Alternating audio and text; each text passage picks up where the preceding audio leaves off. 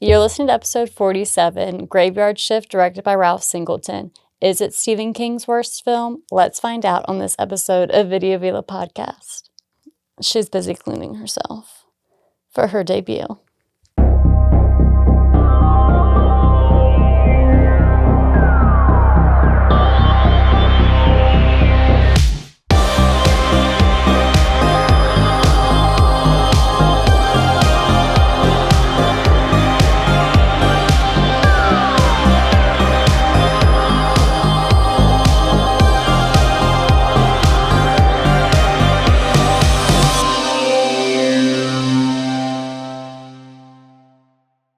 So for our non-watchers and just listeners, if you want, you should go check out our YouTube because we just introduced our new babies, our rat babies, Church and Cujo, because what better episode for them to make their debut than The Graveyard Shift?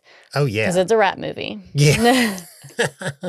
Yeah, no, this is I'm not going to lie, if us having them didn't heavily influence on us doing this episode. I think it. Oh, yeah. Because the fact that we have rats, we were like, fuck yeah, let's do Graveyard Shift. Yeah. I was thinking there's rats, and then there's like Willard and Ben, and I was like, I don't really care for all those. But I do like Graveyard Shift, so let's pull the trigger on that one. Yeah. So those are all ladies, considering all of our other animals besides one cat are all boys. What was it's like that, was it the Big Mouth? Here are my ladies. Yeah. Or is it, no, I think that's, it's Lego Batman or whatever. Yeah. Something like that. But yeah, they're super cute. They like their little debut. Oh, yeah. Now they're away. Yeah. Well, it's funny because we're like they're not like, they're not super... They are cuddly to a degree. They more just want to run all over you. If you let them. Yeah. I mean, they snuggle me more than they snuggle you. It's not a competition, Becca. Yes, it is. Everything is unspoken competition in my mind. Oh, but anyway, yeah. So back to the reason for the episode. We're covering Graveyard Shift, which is a Stephen King short story. That was published in the Night Shift book, which I have right here. And before that, it was published in Cavalier magazine. I've been working my way through the stories of the Night Shift book, so that's another reason. Like it was fresh on my mind because of reading it and stuff like that. And because I had never read the short story first, I'd always seen the movie. Because I have a little bit of a history with this movie, not like a huge amount of history with it. You know, as a lot of the viewers of the episode of our show know, like I wasn't really big into horror. I was younger because I was just a scaredy cat. And I do know when we were talking about Friday 13th part 3D, what's called, that was one of the first Fridays that I actually remember seeing before I saw the original. And it was on Halloween. Well, Graveyard Shift is the exact same story. When I used to trick or treat at the end of our trick or treating session or whatever you want to call it, my mom would always take me and Haley, or if Haley was probably hanging out with her friends because there's a 4-year difference, but she would take one of Haley would be with her friends, or whatever. So I would go with my mom and my dad to my mom's friend Jan's house, and where I would eat my candy, and then the adults would socialize. And this was one of the movies that came on Halloween, and I remember watching it and being pretty much terrified. I caught the very last bits of it on cable with the monster, the rat beast monster or whatever. So I remember this as I mean probably 8 or 9 years old, maybe 10. I doubt it was 10, but it's probably definitely 8 or 9. It's probably when I first saw it. Was this a first watching for you? Yeah. Okay, cool. Yeah, I didn't know if you had seen this, because I know you've seen like some Stephen King's films before we got together, like It and so forth, and The Shining. Yeah, some of the major ones. But my grandma, Graham, she would read a lot of Stephen King's books. Yeah. Just in general. Yeah. But never really the movies. Gran, which is my grandma. Her grandma's Graham. My grandma's Gran. She would watch the movies, but she couldn't handle the books. They were too intense for her. That was my mama. I know. Thing. Now that you've told me what's in the books, I'm like, Ryan, what you doing? Why are you reading stuff like that? Right. There's Stephen King. Some of it's just straight up smut. Yeah, literally. I mean, I will say she also does she used to still read like your classic grandma romance novels and stuff like that. But every once in a while, she'd have like a Stephen King book from the library. Yeah, Gran like thrillers. She like, a man's on the run. Yeah. Or, a woman might think that her husband's a murderer and stuff like that. And she's got to figure out like, is the man she married really the man she married and stuff like that. That stuff's good. I mean, I will say there's nothing better than a good thriller. Yeah. I love a good thriller. I mean, I think, Single White Female is an amazing movie. I mean, freaking Basic Instinct. I mean, great films. Even a good modern day thriller. What is it? Walk Upon the Tombstones or something like that. Whatever that Liam Neeson movie we watched at my mama's house. Mm-hmm. That was a nice, good thrill about him. I didn't care for it. Oh yeah, him finding the serial killer and stuff like that. Yeah. Yeah, you like it. You're like, I'm on vacation. I don't want to watch this, but I don't want to leave and be rude and walk away. Well, where am I supposed to leave to? Because your daddy hangs out in the room that we stay in to watch his shows. So am I supposed to curl up in your mom and dad's room? No. I mean, you can. I could, but I don't want to. They wouldn't care. I know, but we are in a communal space. So I am one of those people that is like, it's a communal space. We should watch what everyone in the room wants to watch. I've had enough childhood sleepovers being forced to watch something I don't want to watch or forcing people to watch what I want to watch. So it should be a communal choice. But afterwards, I did get to watch what I wanted to watch. So yes, that is all's fair. I guess. But yeah, I do like this movie. I will say we did ask the question in the beginning: is it his worst film? I can like something and also can. We'll find out. Stay till the ending. You find out if we think it's his worst film. But, I can still like something and also dislike it at the same time. I mean, I don't think it's that hard to do, because you can pick out things that you enjoy about something. But, I will say this movie has a couple of things that I think that are really going for it. This movie is a special effects movie. Like it's the creature itself is a lot of moving people. There's a lot of people working on this film in the special, I think it was almost 30 something people in the special effects category working on the animatronics on the bat wings and the jaw muscles and all that kind of stuff to create this beast of a monster, which it's never truly said if it's a bat or a rat. It's a bat. Well, it's weird because it's a bat. It is, but to think about it, if it's a bat, bats don't crawl. Yes, they can. No, bats only fly. They can't crawl. They're not crawling beasts. And to think about it, this animal has to crawl a lot. So that's why it's I think it's more of a mutated rat bat more than just a pure Well, you realize bat. Bats are rats, right? No. Yeah, they're pretty much rats with wings. I think people just call them that. I don't think they actually are. Anatomically, if you'll look at an x-ray, it's just like the rats we have, but just wings between their legs. I'll Google it and I'll edit it. If she's right, I'll put it, she's right. If I'm wrong... Oh, it's staying in, baby. Yeah. It's staying. No, I mean, I'm not going to take it out. I don't care if I'm wrong. But that was kind of cool thing because after being liking this film and, mind you, it has been a minute since I rewatched it because that was kind of a cool thing. So I was like, okay, well, let me read the story and then go back and rewatch it. So I read the short story and I mean, the short stories, the ending of the movie is pretty much the short story. The short story is literally I'm talking about, it is short. Mm-hmm. And the fact that we stretch this out for a whole hour and 30 minutes, I think is pretty crazy. I mean, John Esposito, his script. I mean, he wrote the original screenplay that had been passed around for quite some time before the movie actually got made. William Dunn was a producer or so working that had worked with Ralph Singleton in the past, and he had been coming to him like, hey, I got this script by this guy for this movie called Graveyard Shift. I really want you to direct it. You did a really good job as executive producer on Pet Sematary. How about we get into directing a little bit? I think you can do it. And he didn't really, Ralph didn't really want to commit to anything. And he's just like, I don't really think that's something that I really want to do. And, William was always like, just read the script. Can you just read the kid's script? Just try it out. He ends up reading the script, and he was familiar with the short story, and he was like, hold on a second. Okay, we need to go meet with this John guy. We need to talk to him. I want to meet him in person. I don't want to do it over the phone.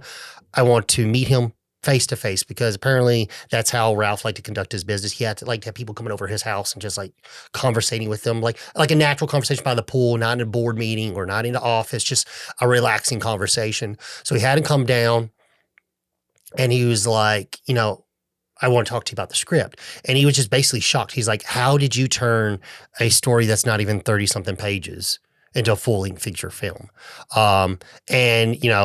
It's pretty wild how we got that. Now, there's a lot of the stuff that was added. The exterminator character, not in the book.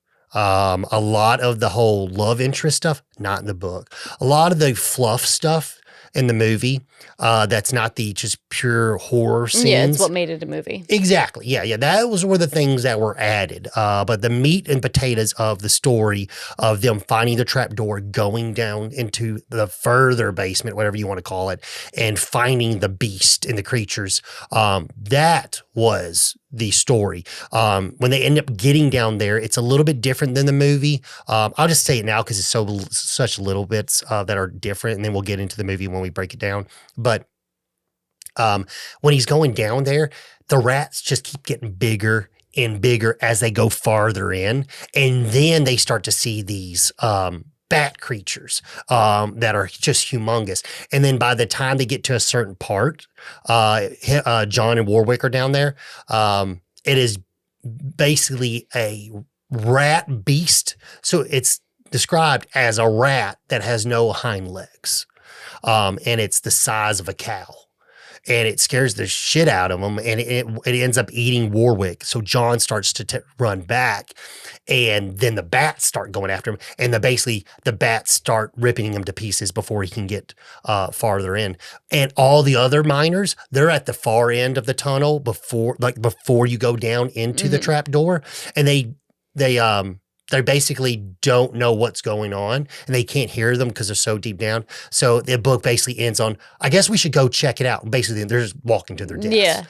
Yeah. Story, for a short story, it's really good. Yeah. It's really good. Like I'm saying, if you haven't seen our Cat's Eye episode, a lot of those stories are in Night Shift. Go check that one out. Those stories are good, but I will say this one is just as good as Quitters Incorporated, if not better. Mm-hmm. Like it is pretty great. When he starts describing them, like going into the tunnel is pretty fun. Mm-hmm. I'm looking forward to reading more of the other stories. But yeah. So, if you're not familiar with Stephen King's work, what's called, before he became the big famous author, he did start making short stories, and he started putting them in adult magazines.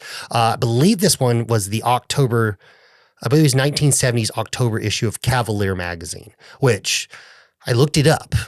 I wanted to get one because I actually I am a huge Stephen King's fan, and I was like, you know what? I've got the Night Shift book. Let me try to actually collect the mini, the adult magazines, the penthouses and stuff yes, it's, unfortunately they are adult magazines, but, that's the original pressing of the work. And I got a bunch of originals behind Becca. Not of porno mags. No. But anyway, I looked up, oh my God, $500. Oh yeah, dirty mags, whether it's penthouse, hell, probably even like the, Sports Illustrated, all those go for big money. Well, these are mainly, okay, so there's Cavalier magazine, and then there was Penthouse and one other magazine. I don't remember the name. Sports came way later. But Cavalier was a gentleman's magazine that went into like porno gentlemen. Because that's another thing is like a lot of people, if you've never actually opened a dirty magazine, it's not just pure dirtiness. There's actually articles that, sports articles, all that kind of stuff actually in there. Like if you ever pick up a Playboy, there's a lot more to it than just, the naked section. I mean, when you're 13, that's all you care about. Let's get to the middle part. I need to see Jenny McCarthy. But as an adult, there's actually, things to actually read and enjoy besides the titties. But the Cavalier magazine, all of them, I mean, all these short, like most of these short stories are in the Cavalier magazines. There's a whole niche group, not niche group, but just in general. There is a whole entire market for vintage porn videos, porn magazines, all that kind of stuff. Well, I will say though, because, I mean, maybe, this is in the future. Maybe I can break her down and she'll do it. I really do want to do Children of the Corn. She says she won't do it with me, but maybe if I put this out there. I know several other people that'll do it with you. But I will volunteer them as tribute. But that issue of Penthouse that Children Cords in is $23 on eBay. I mean, that's like compared to $500. Well, the thing is, does Cavalier even print anymore? I don't think so. So no. that also adds value. Probably, yeah. I'm pretty sure Penthouse still prints. Yeah, I'm sure. Yeah. I'm sure. Same thing with Playboy, I imagine. Yeah, I'm pretty sure. I don't know. I haven't bought one in years. I never bought one, actually. I had my daddy buy me one. That's good. Don't listen to this, Mama. He didn't do nothing. Never mind. He's an innocent man. Now, back to some cool things about the movie. This was Ralph's first debut at directing a motion picture. He had been executive producers in the past. He had worked on TV shows and stuff like this. This is when he actually actually started working in actual film. And I think that as far as like the directing goes, I think he did a pretty good job at directing this movie. Like I've seen movies with bad directing, and I will say the problems that I have with this movie, I won't really say those were due to like poor directing or anything like that. Now, when it comes to John, he actually, this is one, like, he was I don't think this was his first time with a screenplay because he had been writing for like horror and sci-fi magazines since he was like 12 years old. But apparently the screenplay that was circling that they got their hands on wasn't fully like approved by like Stephen King. Like it was kind of like an unofficial screenplay, something that he just like created himself, out of just love of like Stephen King novels and stuff like that. Which was kind of cool. 'Cause like, this film, Stephen King didn't really have a lot to do with this one. There's a lot of movies like some of his movies in the past, he actually had some hands-on, either he made a screenplay adaptation for that film or had some sort of writing to do with the film or like some kind of like, something behind the scenes. This one, he didn't really do too much. He only had like one caveat where like one thing that he said he wanted to have for the film, like his only like request was, if you make the film, I really would like it to take place in Maine, which is, so they end up shooting it in Maine in his hometown. I believe it was Bangor, Maine. And it's kind of cool because like the mill that they used was actually a mill that was there. They found it on while they were doing location scouting for it. And like when they found it, like this is our meal. Like this is perfect. And they told them like, we don't want to do anything to it. You got to leave it exactly like it is because this is perfect for the film. The only thing they did was they changed the name to the Bachman Mill, which was Stephen King's alter ego for his writing and stuff like that. Which if you're familiar with like Stephen King, he used to go by Richard Bachman for certain of his stories. A lot of the times, like his earlier career, your Richard Bachman books, he didn't write those as Richard Bachman. He wrote them as normal Stephen King. So they were normal Stephen King books that he didn't really feel like he could get published or didn't feel like they had the same traction because it wasn't the same as his standard Stephen King novels. So he started to release them under Richard Bachman so he could still get them out and people could actually read them and get a different storyline or something like that he's not typically known for writing. The first book that he actually ever wrote as Richard Bachman, like this was actually for the alias, was Thinner. That was his first actual Richard Bachman book that he wrote as Richard Bachman. Everything else before that had already been previously written. He was just he just had it published underneath that name. Yeah. I said it before, the creature effects on this film are amazing. Amazing. Like there's a couple of scenes I want to talk about once we get into it, but like I loved the special effects. What did you think about the special effects? I mean, they were okay for its time. Well, when we talk about the creature effects, like what did you think about like the creature effect? Did you think the monster actually looked scary? I mean, it didn't look scary, but it looked gross. Yeah. It gave you a sense of like, ugh. You know what I mean? Yeah, I mean, also the scenes were set very well to kind of just give you like it gave me the feel. So all attics give me the heebie-jeebies because there's just all sort like because you get mice up there, bugs, spiders, all that kind of stuff.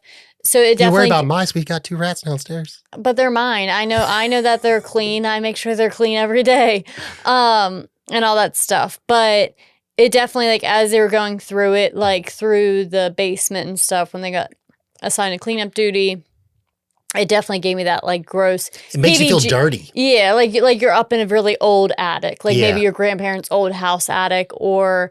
I don't know if you guys have cellars in Tennessee, but cellars are really big down here, and, like, that's where your washer and dryer is going to be. But the thing is, like, in this area, snakes are really bad, as well as, like, spiders and stuff like that.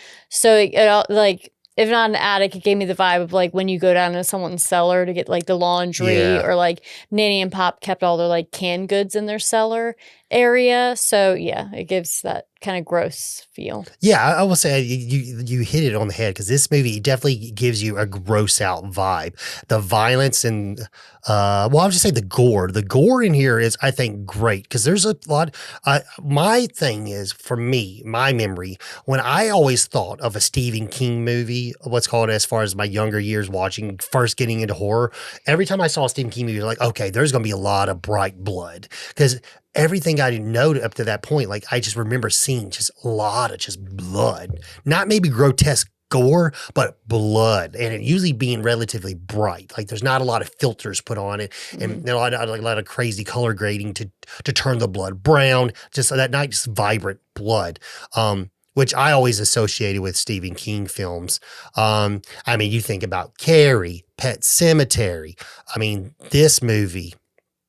I mean, there's several. I mean, Maximum Overdrive, stuff like that. You know, I mean, even in Needful Things, like just a nice colorization of the blood. I don't know. That's something I always thought about when I saw his films. And they always, always darker in tone. Because I mean, he wrote dark shit. Yeah.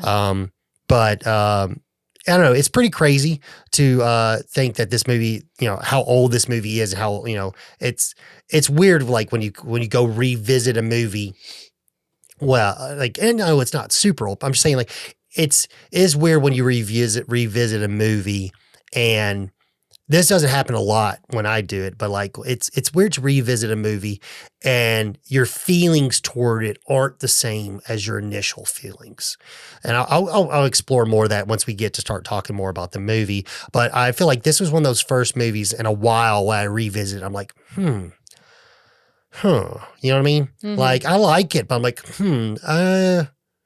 I don't know what's going on here. You know what I mean? Yeah. I remember everything like it was, but why is it not setting right? Yeah. But the movie has a bunch of great things going for it. I'm not here to just talk. I'm not going to talk shit about it. I'm just saying, I just want to bring in some of my personal opinions. But the music in this movie is phenomenal. It is the Halloween month, and this is a perfect Halloween film. I mean, because this movie actually... I wouldn't say that. Yes, it's not a Halloween themed, but the vibe of the cemetery, the giant rat beasts and stuff like that, I definitely think gives Halloween vibes. It actually came out the week before Halloween. It actually came out like October 26th, 1990. So that was a big, that was a big deal to have a horror movie to come out right around Halloween. Yeah. Unfortunately, this movie didn't really do that well in the box office. But over years, it's said that, it's developed its own cult fan base and so forth. And there was an interview that was asked about Stephen King, like, what is his thoughts on it?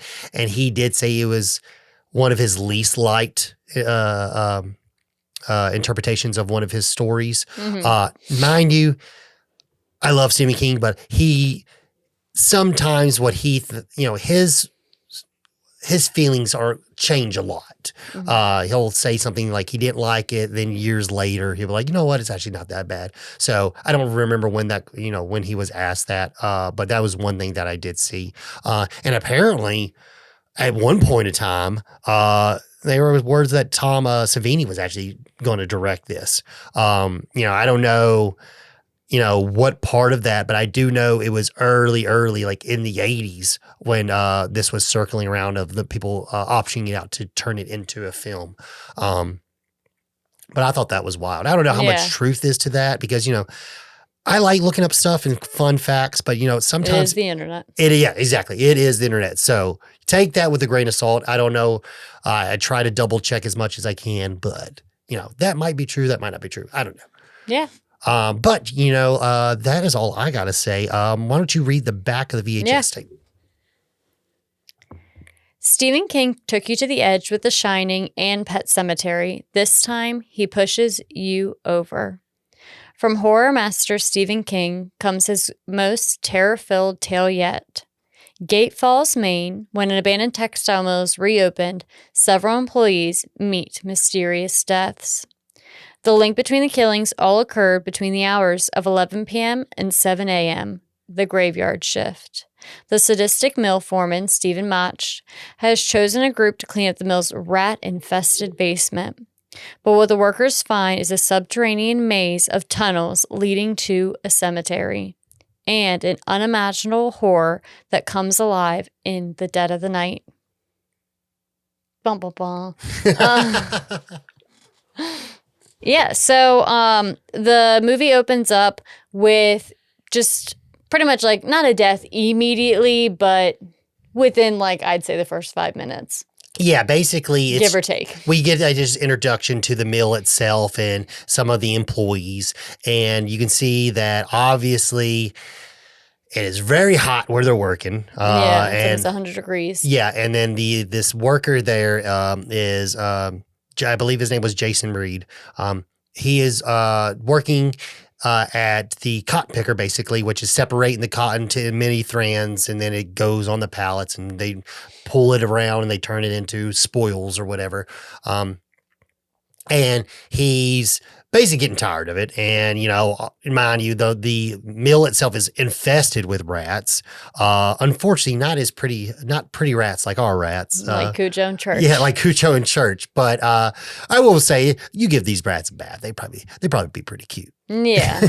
But we were offered some that look like them. Yeah. It's a certain breed or whatever, but yeah, we picked ours. But yeah, so he is getting tired of working in these hot conditions, being surrounded by rats.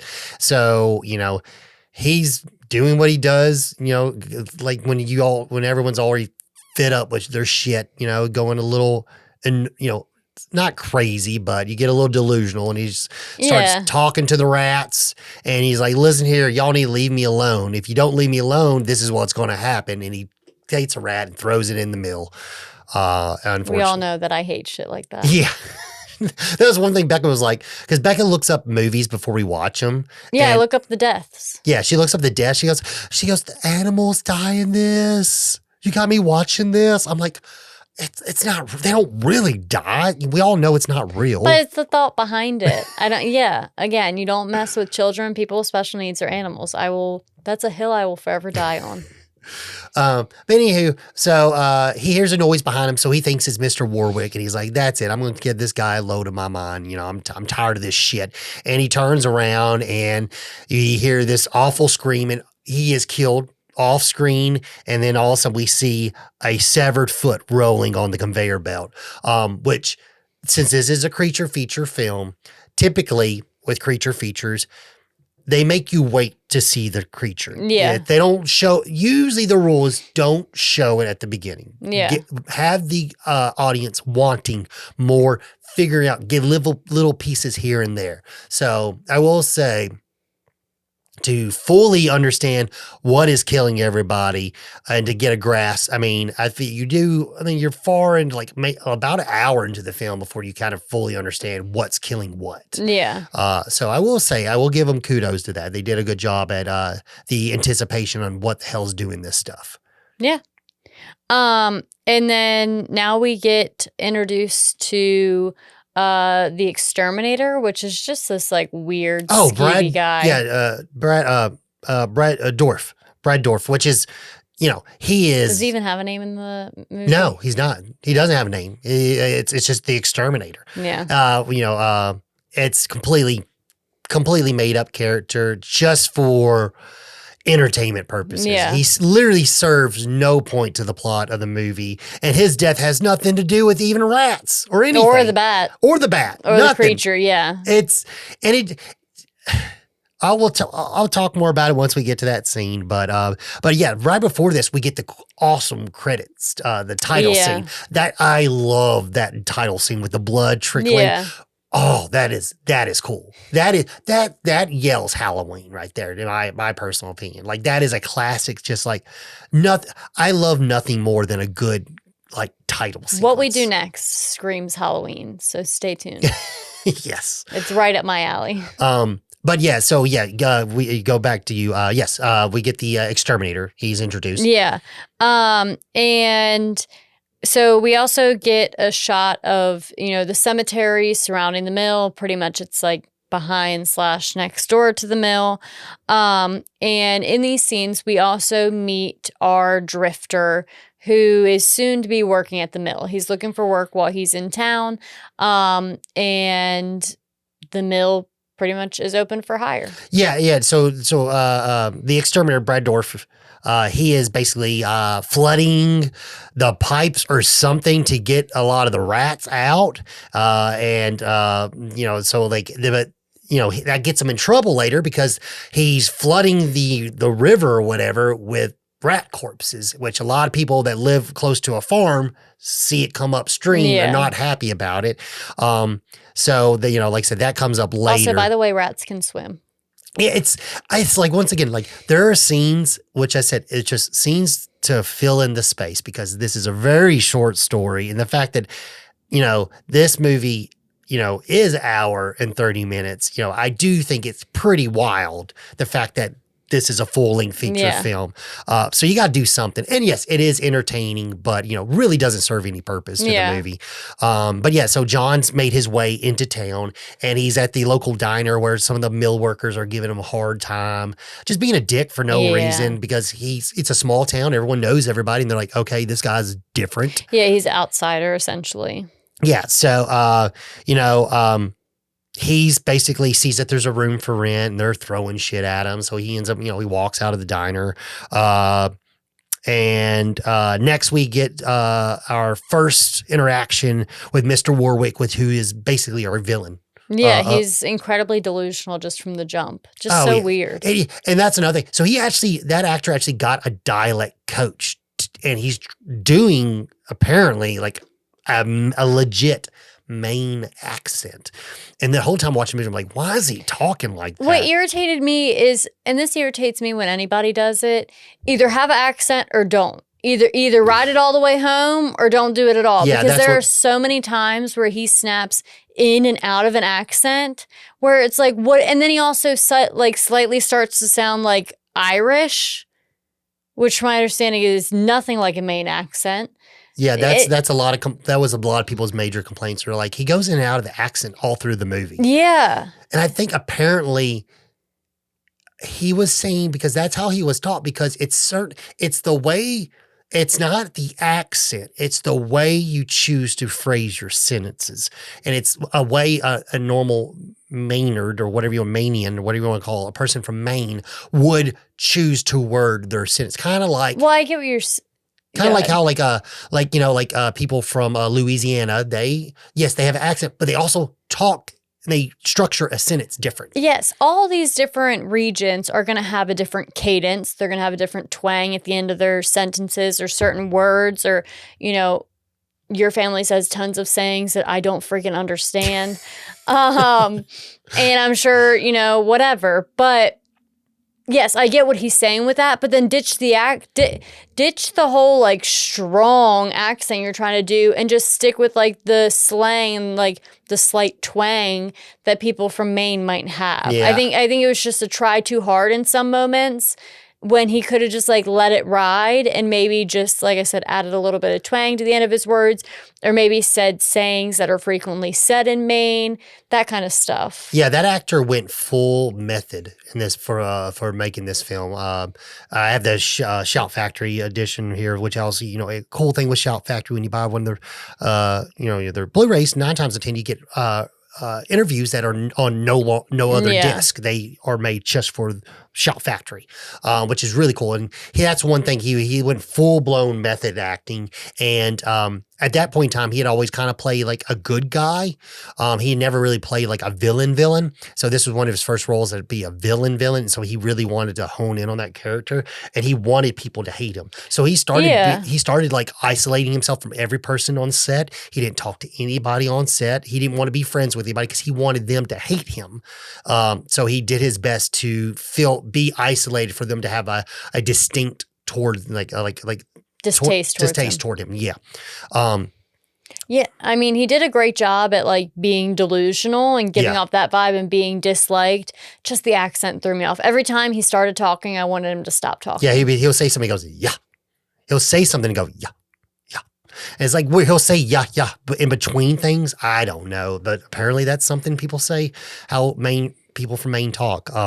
I don't know. But back to the movie part, though, we get introduced to him. He's talking to the city inspector, and basically they've been called out. An incident happened. Someone died, which tons of incidents have been happening at this mill, and it's not his first strike. And basically the inspector's like, you need to clean this place up because I can't continue it to run. Mm-hmm. You can't, we have to shut down until this is cleaned up. Yeah. And he's like, listen here. He just lets him $200. He goes, it'll be done by 4th of July weekend. Okay. Yeah. All right.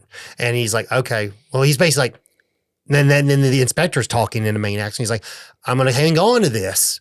What's called, I'll be back after 4th of July weekend. That's, basically, all we need to know at the beginning of how kind of like dirty and nasty like this guy is. Yeah. When I say dirty and nasty, I don't mean physically. I mean, his morals. Yeah. Yeah. John pretty much sits down with him to work out him working at the mill. Yeah, he comes in for the job. Yeah. Yeah, he comes in for the job that's open, and him and Warwick are kind of chatting it up, and he mentions he's got a job for him. And Warwick is just kind of like your classic sleazy businessman, essentially. Yeah, trying to cut corners. And he looks at his resume. He knows he's been running a lot, and before he says anything, he's like, "What?" He's like looking at his resume, and he's like, "You running for something?" Basically, because he's been getting jobs, losing them, moving, getting jobs, losing them, moving, and stuff. And then he looks more down at his resume, and he sees that he went to college, and so his assumption was at first, are you running for something like meaning like military wise? Yeah. Like, are you like a draft dodger or something like that or whatever, and once he sees that he's from college. So apparently this implied, the fact that he always calls him college boy, it's not clear in the book. But apparently that was to associate everyone is calling him college boy, and it's mainly to insult him because they know he went to college at the years that he went to college, and they know if you went to college during that time, you weren't eligible to go to Vietnam. So Yeah. apparently it was a smack in his face like, oh, you didn't serve your country. You went to college instead, college boy. Yeah, like calling him a wuss, essentially. Basically, that's what the implications of them calling him college boy, that's what it's referring to. Yeah. Not sure if that's something that John added to the script later to insinuate on. It's, mind you, this is a short story. I didn't get that from the short story. That's not something until I read till, we started to do, I started doing research for the film. So I was like, oh, okay, I can see how, that it could be the fact that he continues to choose to call him college boy as, I'm low-key him, insulting you. Yeah.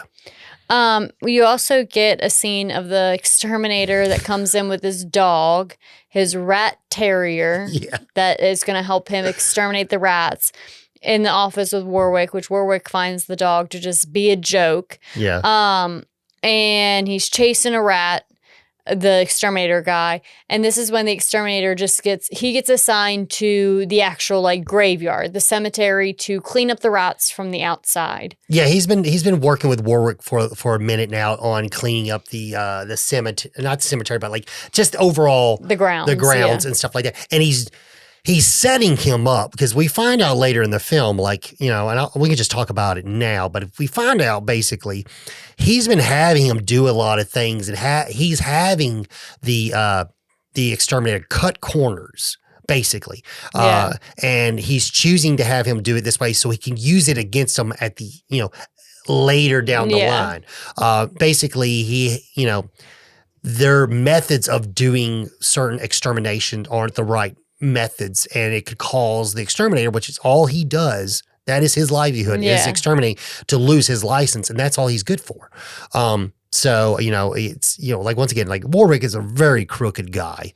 But yeah, so we find out, John gets the job, and he lets him know, he's like, listen here, you've been leaving a lot of jobs. Union doesn't come knocking at your door until 4 weeks in. You think you can make it till 4 weeks in? He's like, it won't be a problem. All right, then, just so you know that, what's called, I'm going to put you on the line. He asked him if he's ever worked, a picker before, what's cotton picker. He's like, yep, I've done it before. He's like, all right, that's what you're going to have you on. And he's like, it's going to be the graveyard shift, because, that gets so hot, we can only run the machine late at night. Yeah. So he agrees to do it. And, you find out, they're in the means of prepping the basement to do the cleanup, because it's something they have to plan for. It's like a week ahead. Yeah. Because the 4th of July weekend's coming up, and that's when they're going to work. So they send one of the mill guys down into the basement to start stringing up lights so they can light it up, because there's no lights down there. So everything's got to be, all the power is going to be external. And powered down through the strips of lights. And this is when we get our second kill of the night. Well, not night, but the second kill of the movie. And it is just, like I said, you just get enough of the creature, just little bits and pieces and stuff like that. You don't we still not too sure what's killing it. Yeah. But we get this really cool scene where basically the guy gets wrapped up in the arms. In the arm, and you see him suffocating through the wing of the beast or whatever. Really, really cool. Really, really cool. I love that kill. The wing of the bat. I feel like you're 100% that's not a bat. I'm like, it's a bat. I will, for the others on the internet believe it's a bat too. Okay. I read it. Okay, so the bat. So yes, you see it in the fleshiness of its bat as it's suffocating, as it's being basically teared to pieces from the bat, from inside of the coils or whatever you want to call it. But yes. But anyway, nonetheless. So after he meets with the creepy exterminator, they just kind of have basic chit chat. And then that's kind of, while that's simultaneously happening, that's where you get the second kill wrapped up in the wings. But kind of no one knows that kill. That kind of goes under the wraps, essentially. And you move on to the next morning, end of shift. Everyone's kind of gathered at the town diner. And this is where you come to find out that the coworkers definitely just don't really give a shit about John. They don't like him. They don't want him there. And they kind of let that be known. Yeah, and I don't know really why they're giving him such a hard time. I don't really, I just don't get it. Like, that's one problems with the movie. Like, I don't think that everyone works at this mill would just be straight up dicks. I mean, there's a possibility, but you know what I mean? They like all each other and then they like talking and hanging out with all each other. But now a new person comes in that is there just to make your job easier so you don't have to do that fucking job. I don't understand why they're being such dicks to him. Yeah. Yeah, because the only one being nice to him so far or just indifferent towards him is Jane, which is pretty much the only female worker that you at least see. Yeah, that actually is working on the line. Yeah. Yeah. And she kind of watches all this unfold. So as John leaves the restaurant, she offers him a ride home. And you get a moment where Warwick sees them leaving and you can tell that he's very displeased with this. He's out by his car and he kind of scuffs at the fact that, you know, Jane and John just left the diner together. Yeah. So we've there's some more things that get under your skin about Warwick, and you find out as the movie moves forward, like, this guy is really a bad dude. Mm-hmm.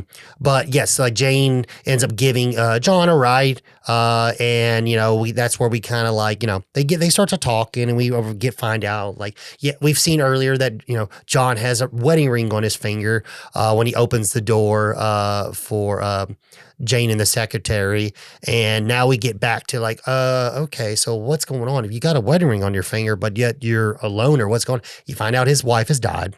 So hence the reason why he has been moving from place to place to place. He just doesn't have a purpose yet. And he's just trying to find that purpose. Mm-hmm. Which was a kind of a part in the book where John was looking for some sort of purpose. And when he finds the trap door and he's uncovering what's underneath, he does say, like, he feels like this is something that he was destined for, mm-hmm. which is crazy because it leads him to his death, basically. Yeah. But yeah, so, you know, he's been trying to find a purpose after losing his wife. Now, cut back. So now we're back at the mill. We find out that Warwick has made his cleanup crew. And before this, we've seen Warwick being kind of friendly with his secretary. Obviously, like, very, you know, a lot of PDA and stuff like that. You can tell, like, obviously something's going on between them. But also, you see him kind of start to hit on Jane, and she's not having any of it. Yeah. So we're like, okay, well, he's got a girl, but why does he keep on going back to Jane? We'll find out a little bit later. But yeah, so the secretary gets the list. She's like, all right, I need this typed up. You know, he wants it going out today. It's the cleanup crew list. She finds out she's on the cleanup crew. Yeah. And she ain't having none of this shit. She loses her freaking mind, goes, grabs an axe and starts beating the shit out of his Cadillac. Yeah. And she's just sitting there. She's like, so Warwick, basically, she doesn't really like him, but she's being friendly with him because they have a mutual agreement. Yeah.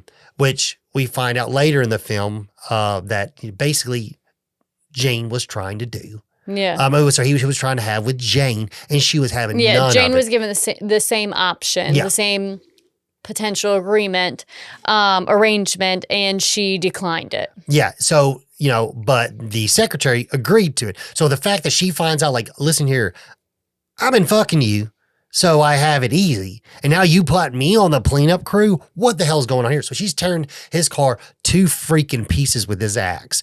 And now Warwick finds out, and he's going to beat the shit out of her. Yeah.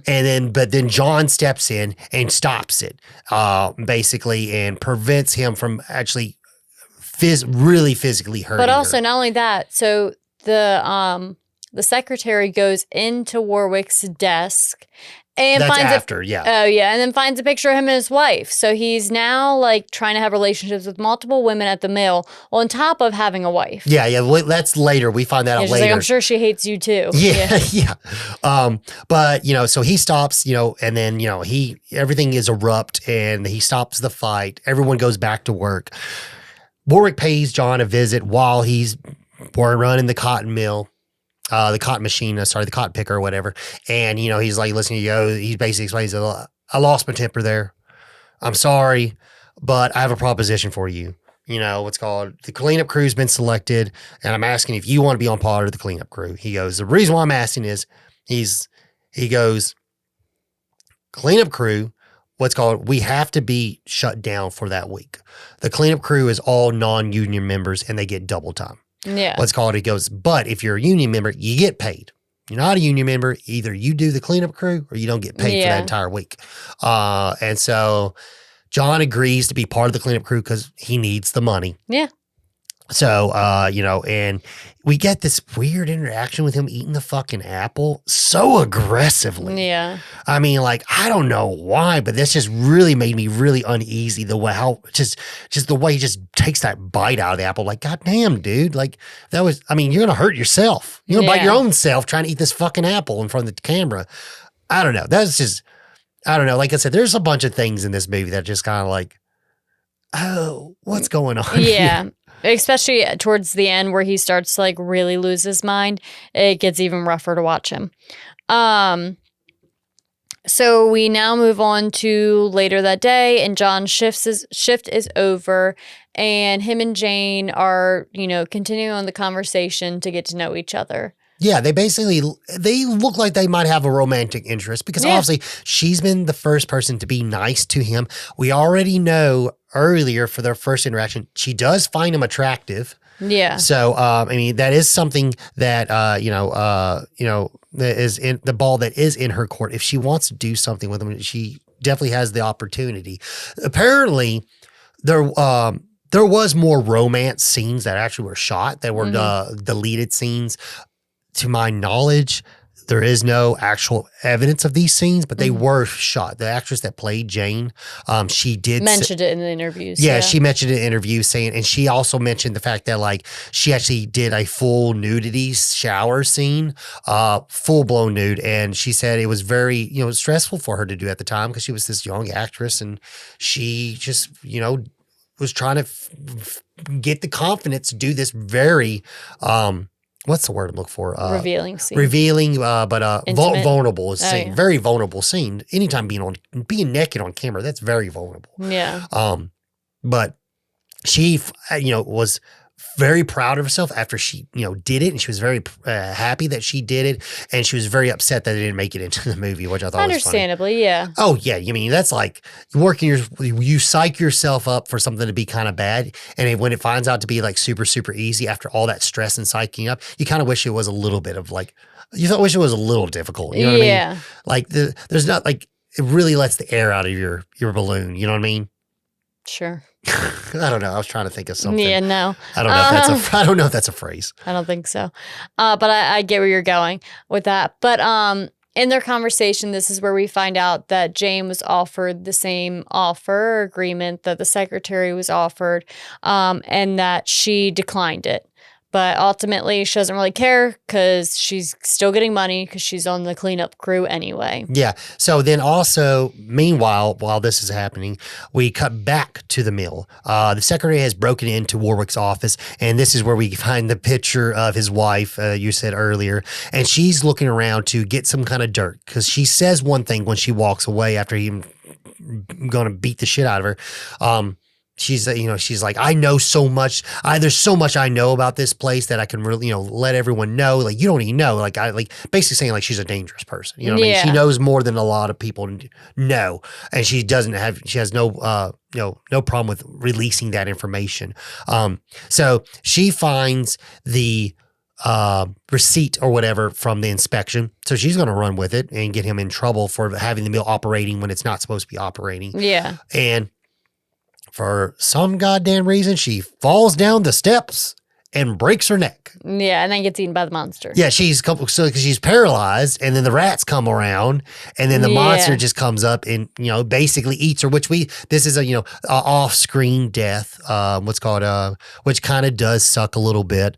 It would have been nice to actually see something, but I get it. You can't show every death. It's very common in movies to save money and purposes to have an off-screen death here and there. Yeah. I do know they did say that the monster animatronics did not work half the time while filming the movie. They did say that was a pain because they did have this awesome great beast. This awesome great bat monster. But unfortunately, like they did have a hard time actually getting it to operate, which is, that's the story of pretty much every special effects person that comes up with a awesome creature thing. Half the time when it comes to actually shooting the scenes, the hydraulics don't work or something, whatever.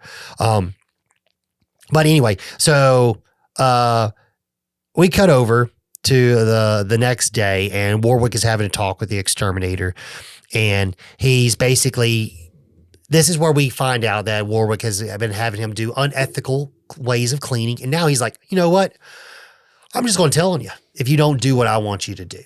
And because the exterminator's like, I'm done doing this. I'm done with this. Like I'm moving on to other jobs. I'm done working at the mill. And he's like, no, you're not. And he's like, because if you want to keep your license, you'll do what I want you to do. And for some reason, he sends him to the cemetery. Yeah. I don't know. I don't understand. Like, why is he going to catch rats in the cemetery? That's another thing is like when I was watching this movie, and I don't know, you felt this, like, did you ever feel like Warwick knew what was in the basement? Did you ever get that feeling that he knew? I think he knew something was down there. I mean, people were dying mysteriously, so he knew something was down there. I don't know if he knew what it was. That's the thing is like, is that implied, or am I just looking into stuff? Because I'm like, this is some of this, like, he's shocked when he sees it at the end of the movie, but like, I was very confused on some of the. I mean, I didn't think that deep into it. I feel like he knew something was happening because people were dying, but I don't think he knew what it was. Yeah, I just don't understand why he sent him to get rats out of the cemetery, because and that's funny, there's not a cemetery by the mill in the book, so that's completely just for the movie. And it's so weird to have the exterminator die by getting crushed by a tombstone. Yeah. It's one of the weirdest deaths. It has nothing to do with the beast. I don't know. If we miss something, let us know. It's kind of cool, but it's like, what? I don't know. Like that's one of those moments in the movie I'm just like scratching my head at it, but I'm like, okay, yeah, all right, let's keep it going. So now we're a few days into the cleanup crew, and they have already kind of gotten into arguments with each other. They're at their wits' end. They're stressed out. And in the midst of all this, John ends up finding a trap door in the basement while Warwick is paying them a visit. Yeah. And also, we've added one. So somebody died, like we talked about earlier. So that person who was stringing up the lights had to be replaced. Warwick has hired another Joe Smo off the street, Carmichael, and he is, introduced to our group of people for the cleanup crew. And I believe this is like, I don't know if this is like supposed to be like the last day of the cleanup. I can't remember. I do know in the book they actually broke it down by days. The movie they don't, but I'm guessing like this was like the last day. And he finds the trap door, which is also really funny. When Warwick comes up and finds it, he gets down like Spider-Man. He's like, "What you got for me, Mr. College Boy?" And it's like, what? Like, that's one thing is like, weird. That's one thing is like, are you upset that they found it? That's one of the things is like what we were just talking about, like, oh, so there's something down there? Are you upset? I didn't pick up on that. Yeah, that's another thing that I was kind of honestly, he was about. A very hard character to follow and read. Hard, yes, exactly. It was hard to follow and hard to read. And like one thing is to the point where I just stopped paying attention to him because I'm like, I'm over it. Because he also the damn accent going in and out. I'm like, I'm just going to tune you out because this is just bothering me too much. But then he intends on sending John down there by himself, and John kind of like reverse psychologies it and is like, well, I don't want to get blamed for stealing any buried treasure. So yeah. I got to have somebody come with me. And so Warwick, meaning he, lets John choose who he wants down, thinking that he's going to pick Jane because they've been like lovebirds. Instead, he picks Warwick. But then Jane turns around and is like, well, I'm coming too.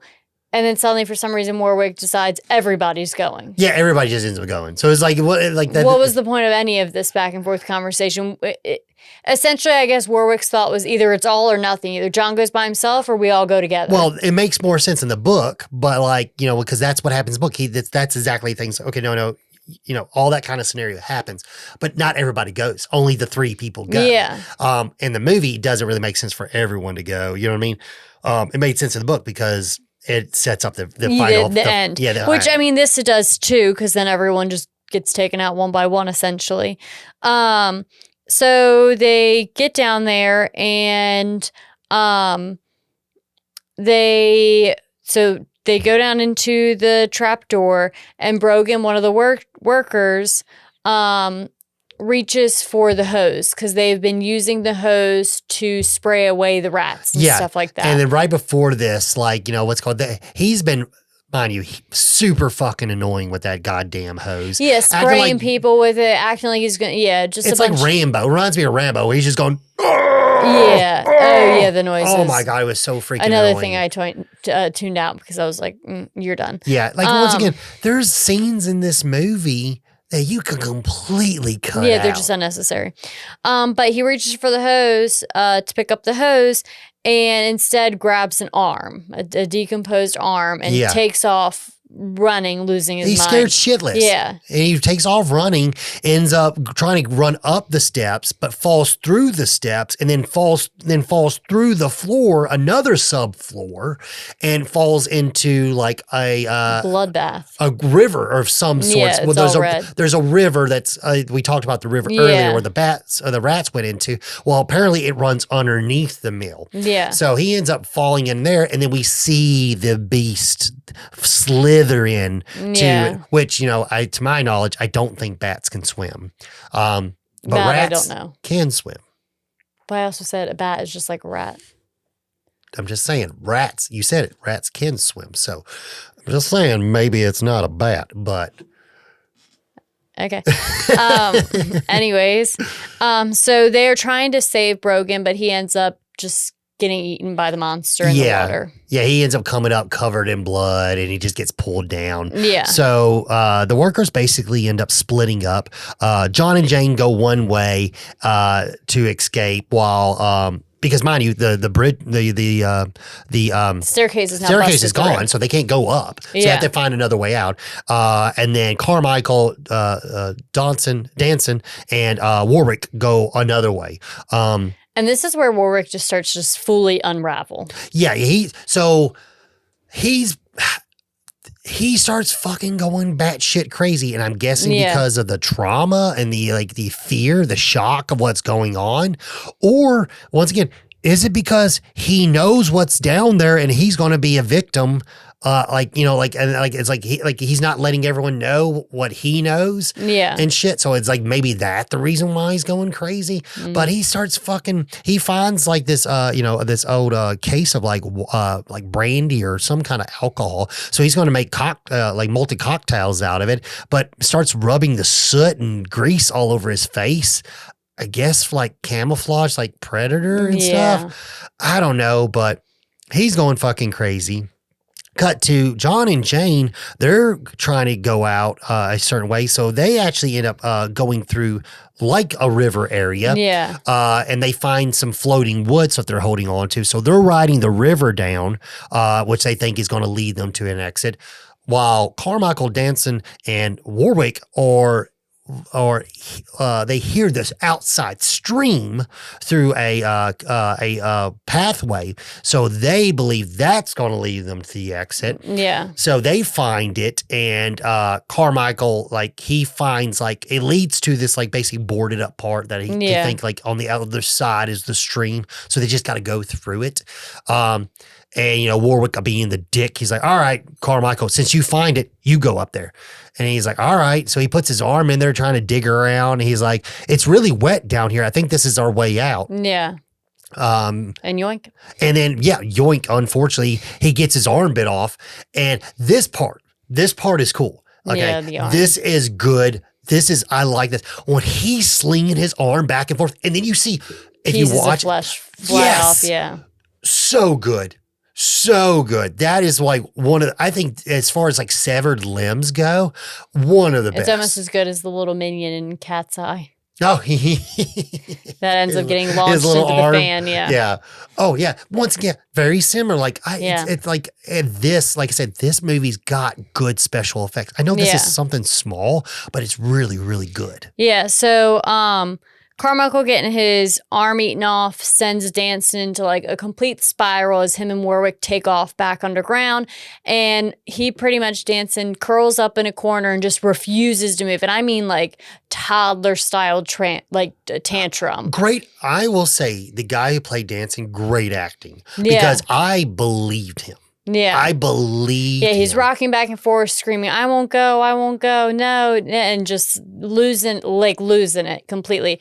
And Warwick essentially tries to get him to go and then just gives up and leaves him behind. Yeah, he's like, because he nearly fell underneath another subflooring and so forth. And so Warwick saved him. But now he's like, okay, well, I can't keep on saving you. You have to save yourself. I'm going on. Yeah. And so then John and Jane end up finding like an opening basically. And they are going to smash through it.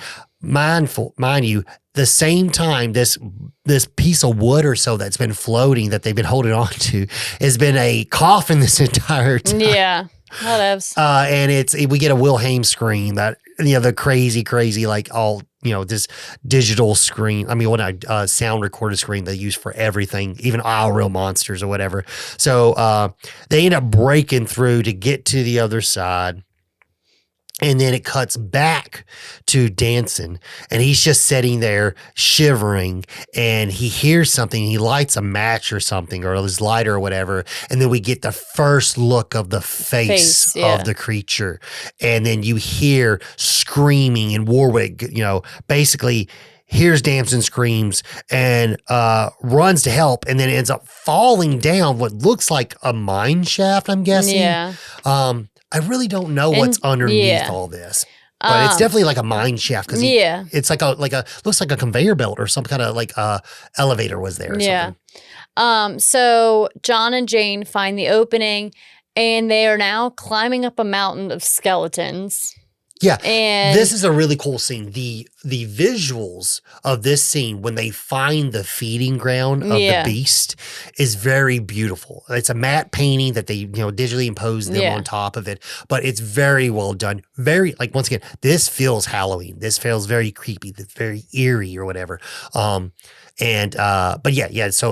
what's called this part's really, really cool. Like you said, they're going up the mountain of bones and stuff like that, where they get touched in the ankle, and it's Warwick. Mm-hmm. So he ends up grabbing Jane and yanking her down. Well, first he grabs her.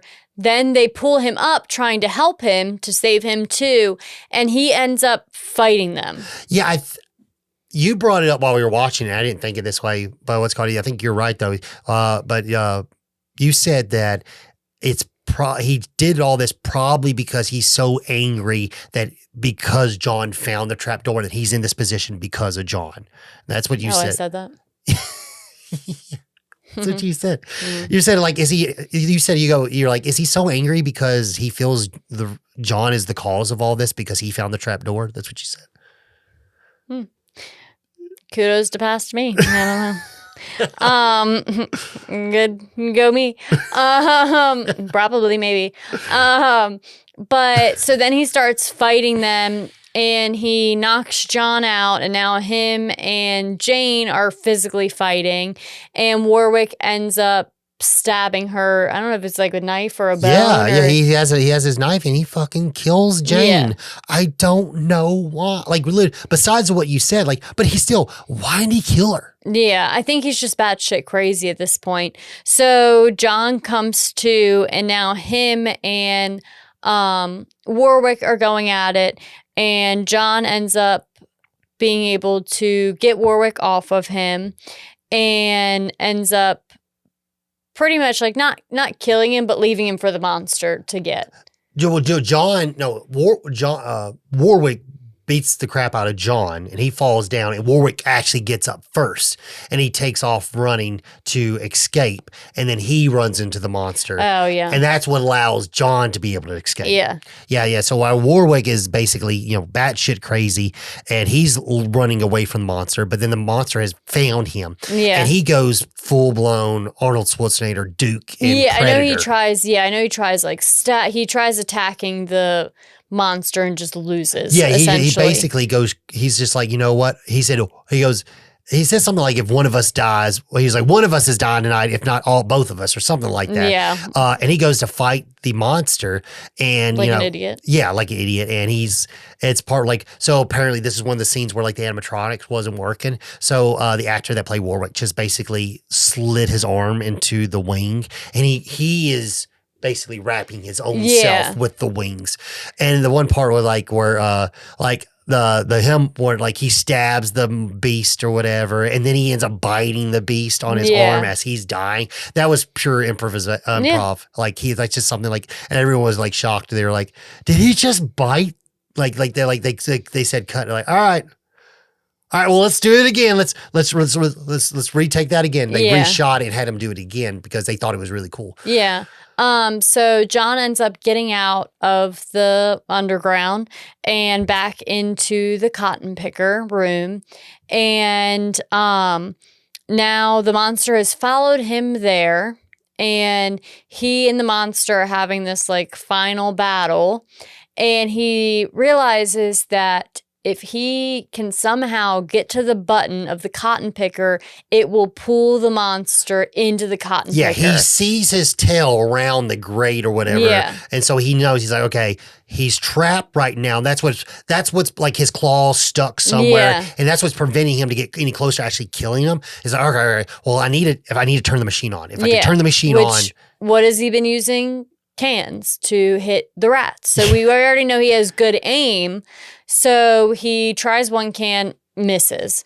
So then he you kind of see him calm himself down, and then he takes another can, hits it, and the monster ends up getting sucked into the mill, the cotton picker, and just tore to shreds. And then you just get a visual of the monster's head all just skinned and picked to pieces. It's great. That scene of the monster going through the cotton picker, the blood just squirting everywhere, is so good. Apparently, they did get an X rating, and they had to cut back some of the blood splatter. It wasn't clear on what scenes. I'm guessing. I think this is one of the scenes. Just like with our Candyman review, apparently the rating board does not like blood splatter. I don't know, something about it. I guess I don't know. But that's one thing that's what I like. I'm like, okay, if you're not going to show me a lot of gore, if you can show me a lot of blood splatting, I'm okay with that. Like, I like that more than gore, to be honest. For some reason, it feels a little bit more artistic. But yeah, it's and it's just meat and flesh being grinded in the machine. And they really did that. They really ran that thing through that fucking machine, which is crazy because apparently they had to alter the motor on it to make it run slower than it actually was, because they said that machine is a machine that would run so fast you couldn't capture all that on film. You couldn't actually see the teeth grating and stuff like that. But yeah, so basically the beast gets killed and John is able to survive. And take over ownership of the mill. No. He does. Oh, he doesn't do that. The end, it says new management. Oh, okay.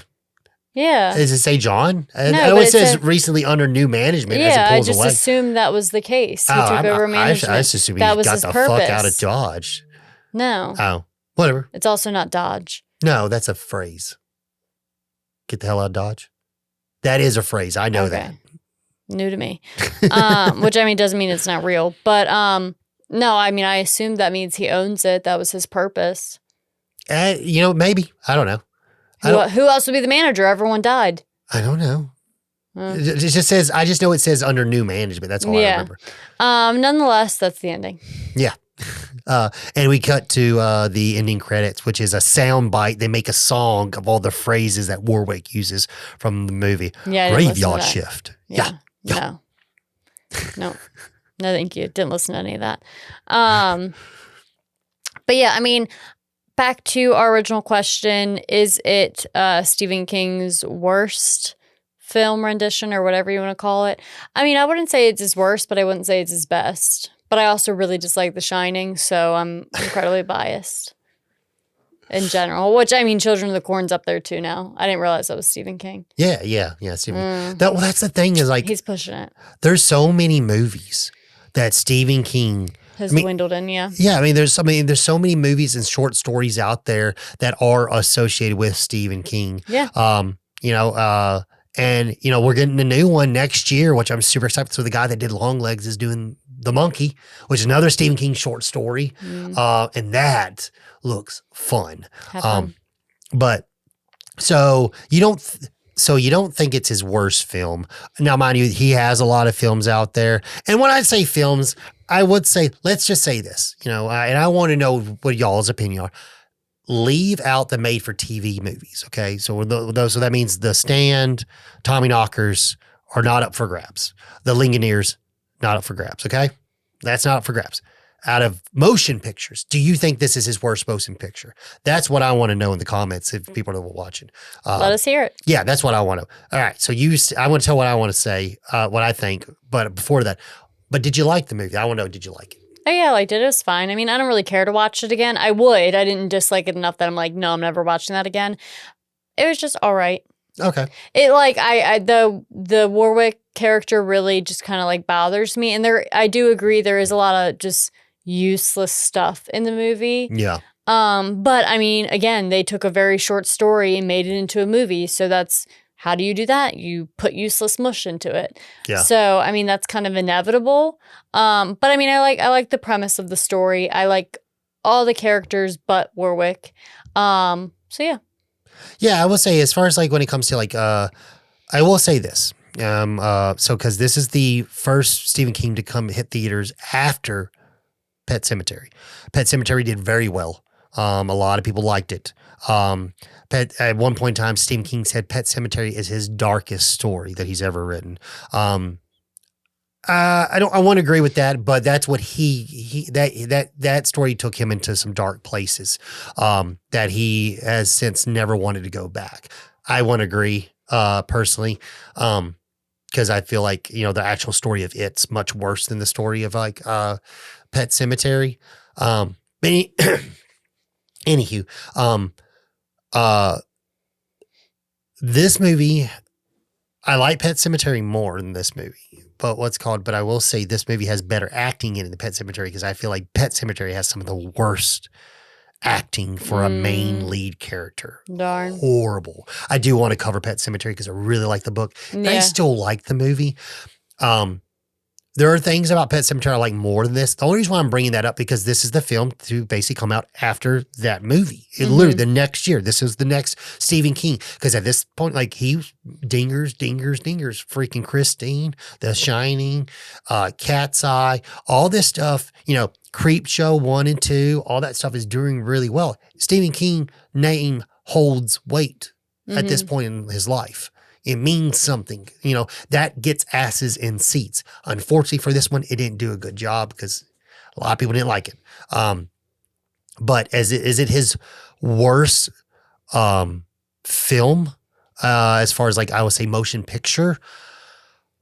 No, I won't say that. It's close. I will say it is close. I still like it. I still enjoy it, but I will say it is maybe second to worst because I will say upon rewatching it, I didn't enjoy it as much as I remembered in the past. Yeah. And here's the thing. Oh my gosh. I did want to go into a little bit more details because I have a little bit more to say about it. Well, you'll go into a full tangent. But there's some things I had some it's just a little pros and cons I wanted to say, and then that's it. Just a little bit. So I like this movie. The gore is great. Okay, the violence is good. Okay, the main story is good. The acting's not bad. But here's the problem.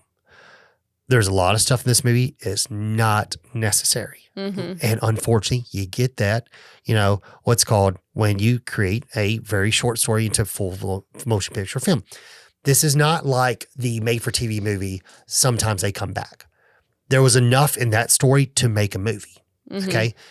I feel like this, to be honest, this could have been, I really think you could make this a tight 30 and you could put this in a creep show like Stephen King did. With some of the stories in Creep Show are, you know, Stephen King's original stories. What's called it's just like King Cat's Eye. This could have been a part of an anthology movie, 100%. I really feel like you could have done that. I don't feel like this needed to be a full-length motion picture. That was my main gripe. I really feel like this movie could have been a hot 30 and it'd been great. And we, you know, unfortunately, if you did that, we would have lost probably that arm scene with Carmichael and stuff like that. We wouldn't have got that to make the story more cohesive and short. We would have just probably had a couple of quick deaths. But I feel like with the anticipation of not knowing and a story being much shorter, I feel like it would have done better. So that is my big 2 cents. I like the movie, but I do think this movie does not need to be nearly as long as it is. And I feel like it would be better fit for like a Tales from the Dark Side or for, like I said, like a Creep Show or something like that, because those were, you know, Creep Show 1 and 2, and you got, you know, what's called A Cat's Eye, Tales from Dark Side. You know, Stephen King, like a lot of his stories that were short films went to those.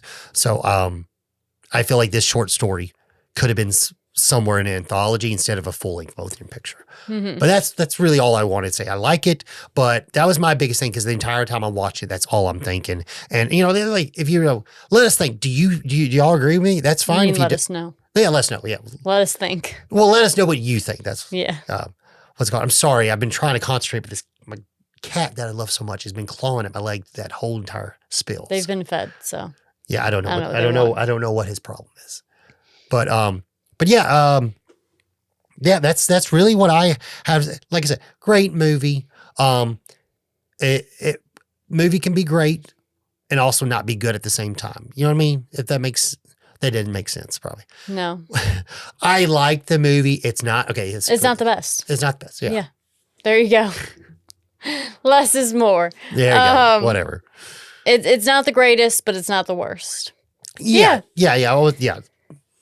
But definitely let us know what you guys think. Is it the worst? Which one do you think is the worst? Or which one do you think is the best? Definitely leave your comment in wherever you are listening and or watching, or on our post. We'd love to hear it. Yeah, and also let us if there is a Stephen King story, that movie that you want us to check out that I haven't thought of, that isn't already on the docket, throw it in the comments. You know, if it's a movie that I haven't written down yet that I know to cover, I'll mutter it over and read the story, and then we'll hit it up. Maybe him or someone will do it.